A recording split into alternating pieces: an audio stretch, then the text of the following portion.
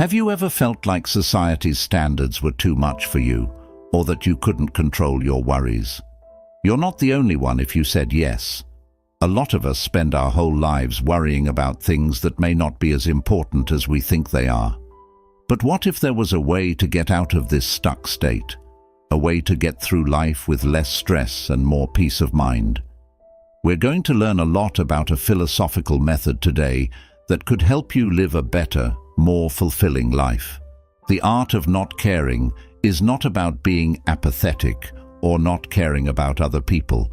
Instead, it's about putting our care and attention where it matters most, on things we can control, and letting go of the rest. This movie will take you on a trip through the knowledge of different philosophies and philosophers who have been here before us and left us with guideposts. What we're looking at here isn't just academic. It includes the calming philosophy of mindfulness and the energizing philosophy of Stoicism, as well as the existential courage of Søren Kierkegaard and the life-affirming ideas of Nietzsche and the individualistic core of existentialism. We'll also talk about cases and uses from real life. We'll examine how these philosophies have been used by real people and how, in general, not caring in the right way can result in more happiness, less anxiety, and a more complete life.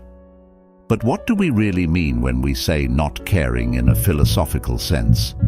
Lack of care or worry does not mean total detachment. It means freeing ourselves from societal pressures, fears of the unknown, worries about things we can't control, and anxiety about what other people will think of us. Instead of spending mental and emotional energy on things outside of our area of control, the art of not caring requires us to concentrate on our actions, reactions, and attitudes. Understanding our limits and choosing what deserves our attention, hard work, and enthusiasm is what it's all about. It's about learning to be okay with not knowing what will happen and relishing the present moment with joy. You've come to the right place if you've ever felt like the world was weighing on your shoulders, or if you've ever wished you could let go of worries that are holding you back, or if you're just interested in learning about different philosophical views on happiness. We hope that by the end of this trip, you'll have a new understanding of how to handle the ups and downs of life with calmness, peace, and a clear mind. Join us as we show you how to free yourself by learning the art of not caring. Now is the time to go on a mental trip to learn more about yourself and how to let go so that you can live a better, more satisfying life. Before we start this journey, it's important to set the scene by looking into the deep connection between philosophy and happiness. How does philosophy help us define and understand what happiness is? Philosophy is the love of knowledge at its core. It looks at basic questions about life, truth, information, beliefs, reason, and, most importantly for our talk today, happiness. Many philosophers from different times and places have tried to answer the question of what happiness is and how to get it. From old Greek philosophers to modern thinkers, the main goal of philosophy study has always been to find the means of happiness. On the surface, the idea of happiness seems easy and applies to everyone. But when you look closer, you find that it has many aspects and is very personal and complicated. Our perceptions of happiness are typically influenced by our own experiences, our cultural upbringing, and societal norms. But the meaning of happiness grows and changes when we look at it through the big picture of philosophy instead of a particular view. So, how do different intellectual views see happiness? First, let's talk about the Greeks. One of the most important philosophers of all time, Aristotle, thought that happiness was more than just a feeling or a short-lived state of joy. He came up with the idea of eudaimonia, which is often translated as well-being or the good life. Aristotle believed that happiness consisted of living a good and wise life, reaching one's full potential, and making a positive difference in society. It wasn't about seeking pleasure, it was about making your inner life full. Epicurus, on the other hand, thought that happiness meant seeking pleasure and avoiding pain. Epicurean philosophy, on the other hand, doesn't support selfish excess. The easy, natural joys of life, such as company, educational interests, and peace of mind, were important to Epicurus. These philosophers, like Jeremy Bentham and John Stuart Mill, were utilitarian. They lived in the 17th and 18th centuries during the Age of Enlightenment. In their moral and ethical standards, they said that happiness is about making as many people as possible happy. Arthur Schopenhauer, a German philosopher who lived in the 1800s, had a less positive view. He thought that life was full of pain and that happiness was just not having to go through pain. Schopenhauer's philosophy says that we should lessen our wants in order to feel less pain and sadness. This changes the way we think about what happiness is.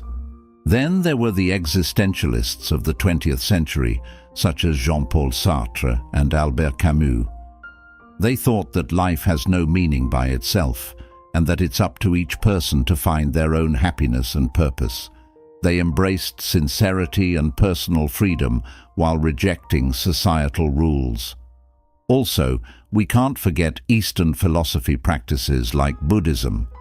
Buddhism says that the way to happiness is to let go of desire and attachment, which leads to inner peace and enlightenment. These different psychological views make it clear that happiness isn't an idea that works for everyone. It's very personal and depends on our values, choices, and how we see the world. Whether it's through virtue, pleasure, the lack of pain, personal freedom, or spiritual understanding, different philosophies offer different paths to happiness. We will look at how letting go of some worries fits in with these different philosophical views on happiness as we talk about the art of not caring today. The goal is to find a reasonable and careful way to care about the things that matter to us, which will lead us to a happy and satisfying life. It's important to remember that philosophy doesn't give us solutions. Rather, it helps us ask the right questions. As we learn more about how to not care, let's keep an open mind, question what we think we know, and let these different philosophical ideas help us understand what happiness is. Let us start this interesting trip by learning from the deep insights into happiness that great philosophers have shared. Now let's talk about Stoicism, an old Greek philosophy that has become famous again recently because it has deep knowledge and useful advice for living a good life. Stoicism was started in Athens by Zeno of Citium in the early 3rd century BC. However, it was the lessons of late ancient philosophers like Epictetus, Seneca, and Marcus Aurelius that have stood the test of time and still speak to us today. Stoicism is a moral philosophy that stresses how important it is to be good, use your mind, and be disciplined. Things that happen to us are out of our control, but how we react is. Stoicism gives us the courage to focus on what we can control and let go of what we can't. It's a strong tool for learning how to not care. Now we'll talk about the Stoic idea of the duality of control. Epictetus, a scholar who used to be a slave, wrote beautifully about this idea in his Enchiridion, or Guide. He wrote, "Some things are within our power and others are not within our power. Our opinion, motivation, desire, aversion, and other things that are of our own doing are not within our power. Our body, our property, reputation, office, and other things that are not of our own doing are not within our power." This stark contrast reminds us to focus our time, energy, and emotions on the things we can control and not care about the rest. This doesn't mean we should be lazy or ignore our tasks. Rather, it means we should figure out what's really important and deserves our attention and care. It means deciding not to be upset, by the things we can't control in life. This helps us keep our peace of mind and aligns us with the natural order of the world, which is one of the most important Stoic ideas. Stoicism's example of the skill of not caring can be seen in Marcus Aurelius's Meditations. As Roman emperor, Marcus Aurelius had a lot of power and influence, but his works show that he knew that these things are temporary. He wrote, "Very little is needed to make a happy life. It's all in your way of thinking." He often stressed the value of inner peace and tranquility over external accomplishments or praise, showing us how to be patient by not caring about things we can't control. In his writings, Seneca and other important Stoic philosophers give more examples of this concept. He wrote that we shouldn't care too much about what's going on in the outside world and shouldn't let bad things or good things get to us too much. In a letter, he said, "True happiness is to enjoy the present without worrying about the future, not to amuse ourselves with either hopes or fears, but to rest satisfied with what we have, which is sufficient, for he who is so wants nothing." By following Stoic principles, we learn not to worry about how our lives are changing and instead focus on improving our character, wisdom, and virtue. We learn to be happy with what we have, not caring about what other people do, and at peace with the world. Stoics don't mean that you should not care about anything. They mean that you should know where to focus your care and attention for a happy and peaceful life. We have now moved on from the Stoic school of thought to Epicurus's garden. Epicurus, a Greek philosopher from antiquity who established the Epicureanism school of philosophy, offers a different viewpoint on the art of not caring. Contrary to popular belief, Epicureanism isn't about engaging in physical joys or living a luxurious lifestyle. Rather, it's about understanding the nature of pleasure and desire and living a life of tranquility, freedom, and company. Pleasure, to Epicurus, was the most important thing in life and the greatest good. However, he stressed that not all joys are worth seeking. He said there are two kinds of joys: kinetic pleasures and catastrophic pleasures. Kinetic pleasures come from meeting a wish, while catastrophic pleasures come from being happy and pain-free.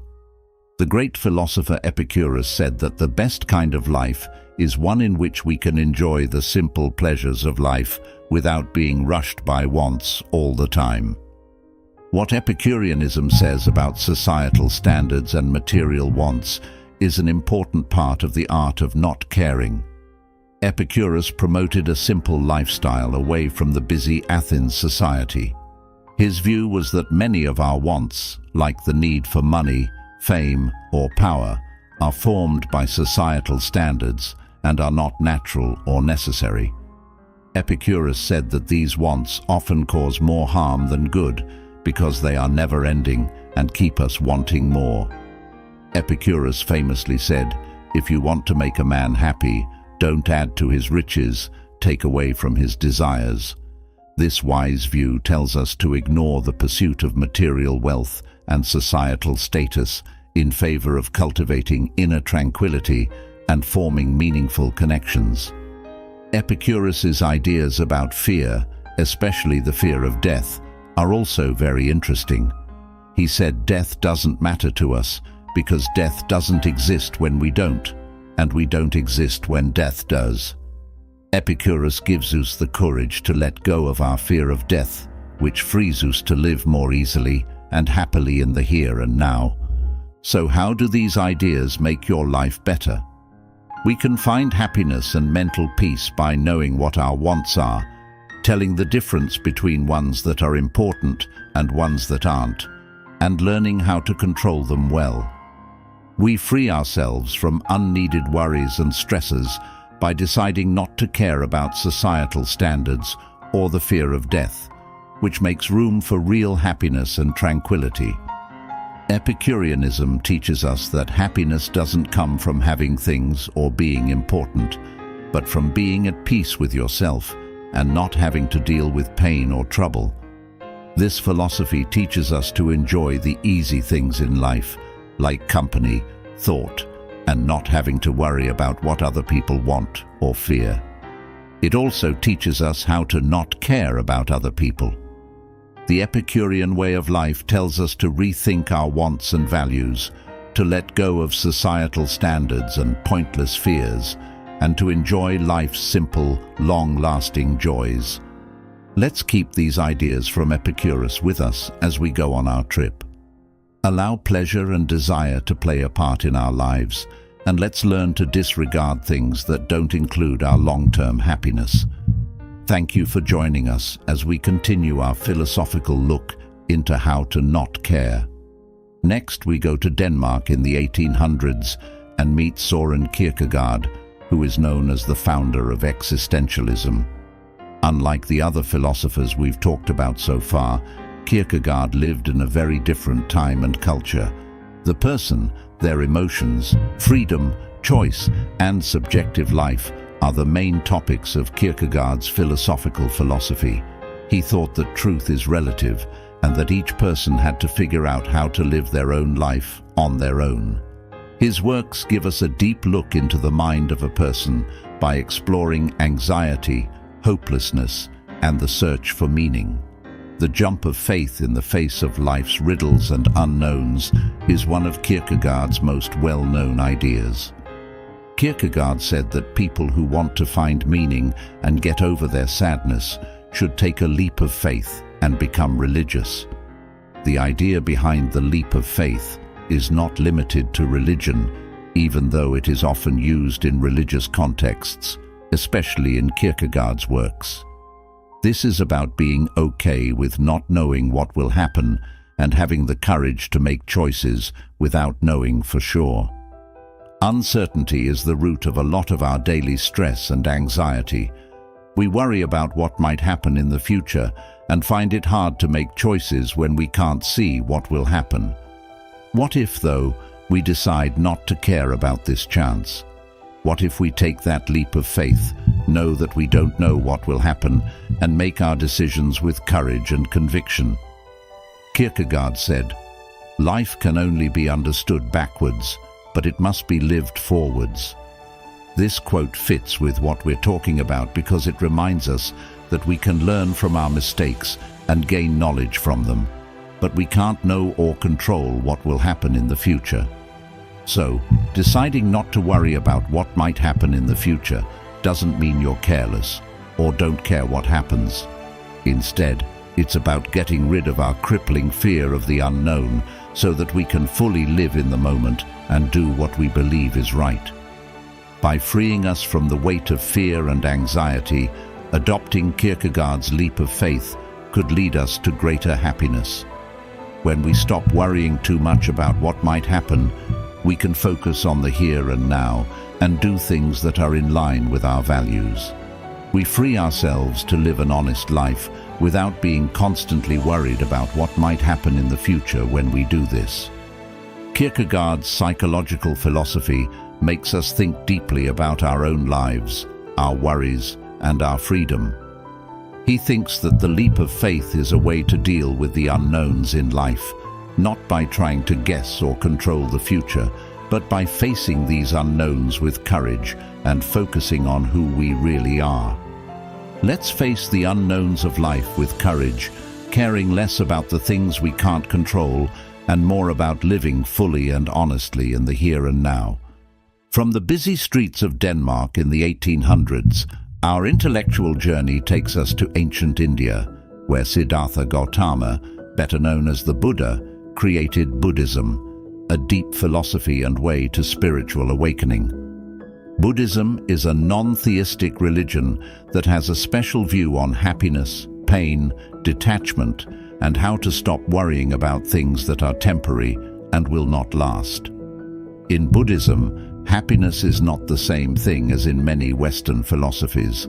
Buddhism doesn't think of happiness as pleasure or getting what you want. Instead, it sees real happiness as a deep, long-lasting state of well-being and joy that comes from inner peace and knowledge. Because it has nothing to do with outside events, this happiness is available to everyone who practices mindfulness, acts in an ethical way, and understands how reality works. The Four Noble Truths are very important to Buddhism. They explain what pain is, why it happens, how to stop it, and the way to do that. According to what the Buddha taught, pain comes from tanha, which means a strong desire for something other or more than what is. We want things because we don't know the real nature of reality, which is changeable, unhappy, and not self-existent. This brings us to the Buddhist ideas of non-attachment and detachment, which are very important for learning how to not care. Detachment, from a Buddhist point of view, does not imply apathy or avoiding life's events. Instead, it's a deep knowledge and acceptance of the fact that everything changes. It's about not being attached to people, things, events, or even ideas, because you know they can change and let you down. As with detachment, non-attachment goes hand in hand with it. Being free from the need to hold on to things, events, or thoughts is what it means to be free. We can fully experience life as it happens when we practice non-attachment. We can feel joy, sadness, happiness, and pain without being controlled by these fleeting emotions. We learn to really care about life without being tied down by it. We are not rejecting or devaluing things that will not last if we don't care about them. We are instead learning how to deal with them in a better way, by fully feeling them and enjoying them while they last, and not being upset when they change or go away. When you apply this point of view to your life, you can find deep peace and happiness inside. It helps us enjoy the beauty of life's seasons without getting caught up in the storms of desire, dislike, or fantasy. It's said that you only lose what you cling to. This simple but deep saying sums up the core of Buddhist detachment and non-attachment. It tells us to let go and stop worrying too much about things that are temporary and hard to understand. By doing this, we remove ourselves from a lot of the pain we cause ourselves and make room for a deeper, longer-lasting kind of happiness. Buddhist teachings can help you learn how to not care because they give you deep insights into reality and the mind. We can learn to live a more peaceful, clear, and free life by learning and applying the ideas of detachment and non-attachment. Let us keep the Buddha's teachings in mind as we continue our journey. Allow us to remember that everything is open to change and that we can find inner peace and lasting happiness by not holding to things that are temporary. In the end, isn't that what we all want? We are now back in Europe, this time in Germany in the late 1800s, where we meet Friedrich Nietzsche, one of the most important and controversial philosophers of all time. Friedrich Nietzsche gave us a strong way to look at the art of not caring. He was famous for his attacks on standard morals and his philosophy of life affirmation. Nietzsche's philosophy is based on the idea of life reinforcement, which he thought was the best thing about being human. Nietzsche said that to support life is to accept it as it is, with all of its problems, doubts, and conflicts. As long as you say yes to life with joy, wonder, and imagination, not in a dormant or defeated way, it's alive. There are a lot of similarities between Nietzsche's ideas about societal rules and the art of not caring and this philosophy of life reinforcement. According to Nietzsche, traditional morals and societal rules frequently prevent people from living fully and truly. He didn't like the idea of group morals, which says that good and bad are the same for everyone. That's not what Nietzsche meant by not caring about societal norms and traditional morality. It's not the same thing. Instead, it's about self-overcoming, which is the process by which people go beyond their learned habits and beliefs to build their own ideals. We can start to question, criticize, and finally get rid of societal standards when we stop thinking about them. This lets us write our own moral code and decide for ourselves what is important, useful, and satisfying. This is where the idea of the Übermensch, which is also known as the Overman or Superman, comes up. This idea is Nietzsche's idea of the perfect person, someone who has gotten over themselves, found their values, and accepted life in all its complexity. The Übermensch is the idea that you don't have to care about traditional morality. Instead, you should enjoy life with all of its chaos and confusion and make your own morals. In the book, Thus Spoke Zarathustra, I teach you the Overman. Man is something that shall be overcome. What have you done to overcome him? These strong words tell you what to do. They make us think and push us to make things. They tell us that we can get through hard times and become the people we really are. In our quest to learn how to not care, what does Nietzsche's philosophy have to offer? It makes us think about how we relate to societal rules and conventional morals. It gives us the courage to define our own beliefs and accept life as it is, rather than letting these outside standards limit our individuality. Let's keep Nietzsche's strong ideas in mind as we continue our research. Let's work on getting over ourselves, be brave enough to make our own standards, and learn to accept life as it is. Being on our intellectual trip, we are now in the 20th century, a time when people were still dealing with the effects of 2 world wars and where existentialism began. This philosophy movement, which stresses individuality, freedom, and personal responsibility, gives us a new way to think about how to live a happy, full life.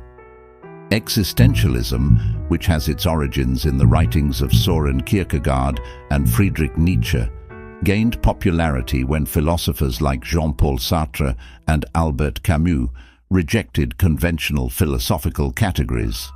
Existentialism is a way of thinking about the individual, the real person, as it deals with things like anxiety, freedom, sincerity, and the absurd. Existentialism is based on the idea that each person's life is the most important thing in the world. That famous quote by Sartre, "Existence precedes essence," means that we exist first, and our actions, decisions, and events make us who we are. Being able to make our own lives is both freeing and scary. It makes us the masters of our own lives and gives us full control over what happens in them. Albert Camus' writings on the nonsense of life give existentialists a view on how important it is for each person to be free. Life has no meaning, goal, or order by nature. It is absurd. This understanding can make us feel hopeless or free. We can stop looking for meaning or approval from outside sources when we stop thinking about how silly things are and accept them as they are. We can instead focus on making our own meaning and paving our own way through the absurd. One of Camus' best works on this topic is Myth of Sisyphus. Sisyphus, who is stuck rolling a rock up a hill over and over again, represents the human state in the face of the absurd. But, as Camus says, we should picture Sisyphus as happy. Because Sisyphus doesn't care that his work is pointless, he can find joy and meaning in the process itself, in his fight and determination.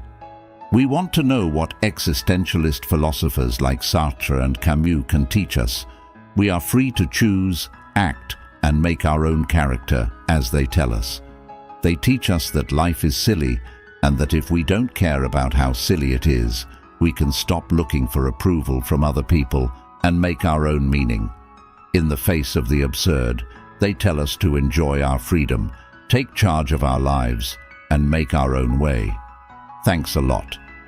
From Stoicism to Buddhism, Nietzsche to Sartre and Camus, and all the way through the rich weave of philosophy, we've learned a lot about the art of not caring. Let's put this academic knowledge to use in the real world. In our daily lives, How can we apply these intellectual lessons? In the real world, what steps can we take? The first thing we need to do is figure out what we really care about. Think about the Stoic concept of the two kinds of control. Sort the things in your life that you can control from the things that you can't. The key is to focus on the things we can control, such as our thoughts, emotions, and deeds, and learn to let go of the things we can't. Taking this simple step can greatly lower worry and anxiety that aren't needed, making room for more happiness, freedom, and satisfaction. This brings us to our second point, being open to doubt. Like Kierkegaard showed us, life is full of unknowns, and trying to control or guess everything is not only pointless, it can also make you unhappy. By taking that leap of faith and being open to not knowing, we can get rid of the fear and anxiety that come with the unknown.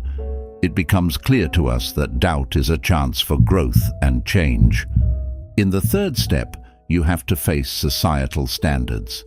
As Epicurus, Nietzsche, and philosophy taught us, societal rules and standards can often stand in the way of our happiness and identity. Think about the stresses in your own life. Do they match your values and goals, or do they make you feel like you can't be yourself?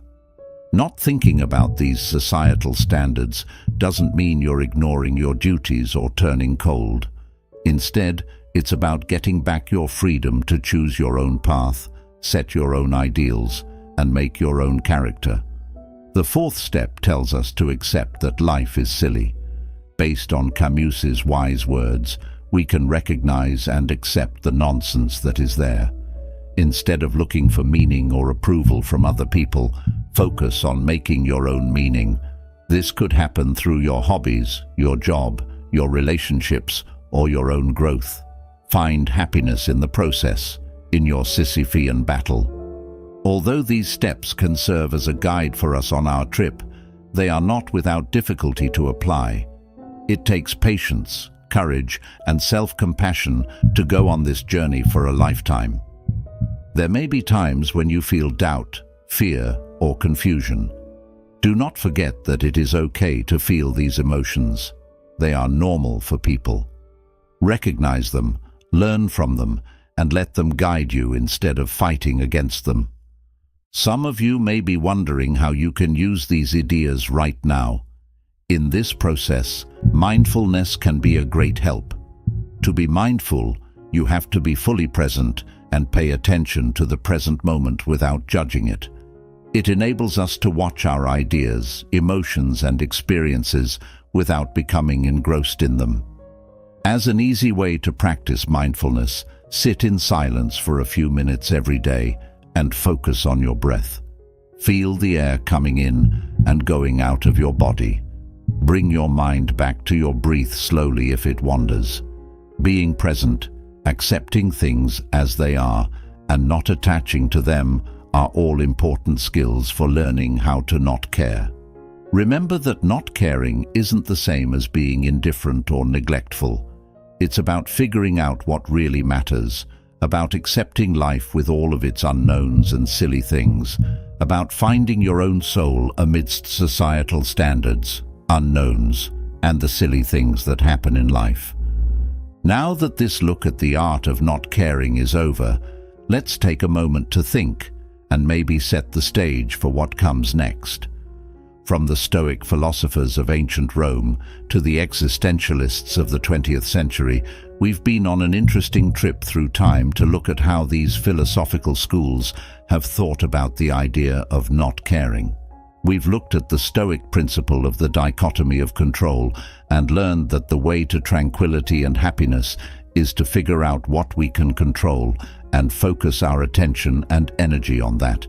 We learned about Epicurean philosophy and how Epicurus taught about pleasure, desire, and the value of not thinking about societal standards. We put a lot of faith in Kierkegaard by accepting that life is full of unknowns and realizing that not caring about what might happen can make us happy. We learned a lot about Eastern philosophy and how the Buddhist ideas of detachment and non-attachment can help us let go of things that don't last, which can lead to peace and happiness inside. We were encouraged to question societal rules by Nietzsche, and his philosophy showed us that not caring about following these norms can help us get over ourselves. The existentialist philosophers, especially Sartre and Camus, emphasized the foolishness of life and pushed us to take responsibility for our own lives, saying that not thinking about this underlying nonsense can lead to personal freedom. How to apply these intellectual ideas in daily life was covered in the final part. It was talked about how to figure out what's important to us, how to deal with confusion, how to go against societal norms, and how to accept the ridiculousness of life.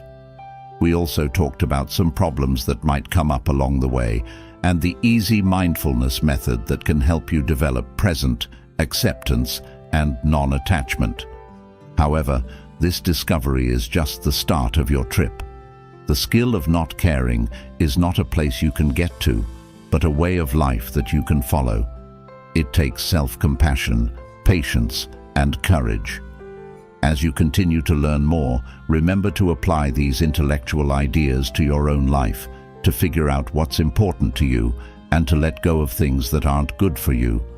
The most important things in life are the lessons we learn, the new ideas we have, and the people we meet.